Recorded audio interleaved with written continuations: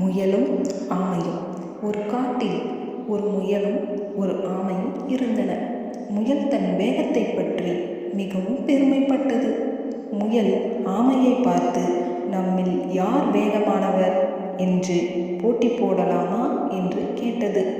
ஆமை சிரித்து கொண்டு சம்மதித்தது. காட்டில் உள்ள விலங்குகள் அனைவரும் கூடி பார்த்து கொண்டிருந்தனர். போட்டி தொடங்கியது. சிறிது தூரம் சென்றதும் முயல் ஆமை என்னை எப்படி தோற்கடிக்கும் என்று நினைத்து ஒரு மரத்தின் நிழலில் தூங்கியது. ஆமை மெதுவாகவும் நிறுத்தாமல் முயற்சியுடனும் சென்று கொண்டிருந்தது. ஆமை இலக்கை அடைந்தது. முயல் விழித்ததும் விரைந்து வந்தது.